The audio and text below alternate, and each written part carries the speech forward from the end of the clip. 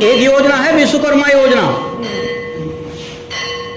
जिले के जिला उद्योग से जुड़ी हुई जैसी ओडीओपी है, इसी तरीके की दूसरी योजना है विश्वकर्मा योजना। विश्वकर्मा में कौन लोग लाभ ले सकते हैं, किन के लिए विश्वकर्मा, वो समझ लो।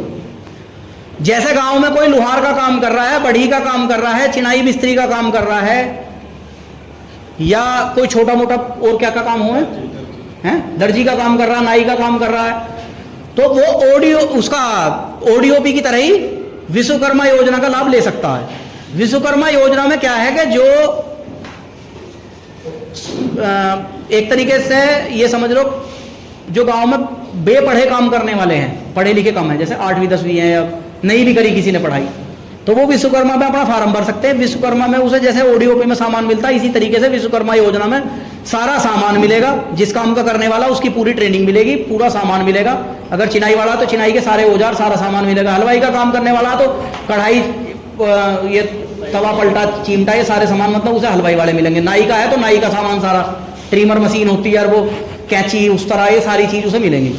तो उसमें एक तो सामान मिल गया, सबसे पहला फायदा तो ये। 8 दिन की ट्रेनिंग के पैसे मिल गए, ये भी फायदा है। और उसमें फिर आप उसी सर्टिफिकेट के आधार पर छोटा मोटा 3 लाख रुपए तक का लोन ले सकते हो। उसमें 3 लाख रुपए तक का विश्वकर्मा 3 लाख रुपए तक का लोन का प्रावधान है। अगर काम फिर आप आगे बढ़ाना चाहते हैं तो 3 लाख रुपए तक का लाभ उसमें लोन का मिल जाएगा, और उस पर भी 35% की सब्सिडी मिलती है। तो ये लगभग इसी तरह की जैसी ओडीओपी है, उसी तरीके की योजना है विश्वकर्मा योजना। समझ में आ गई विश्वकर्मा योजना? ज्यादा तो दाएं बाएं इसमें जाने की जरूरत नहीं। यही जो भी किसी तरीके का काम अगर कोई गांव में कर रहा है, अपना कोई रोजगार कर रहा है, तो उस रोजगार को आगे बढ़ाने के लिए वो सिर्फ उसमें जो है विश्वकर्मा योजना में उसका लाभ ले सकता है। 3 लाख रुपए तक का उसमें लोन मिलेगा।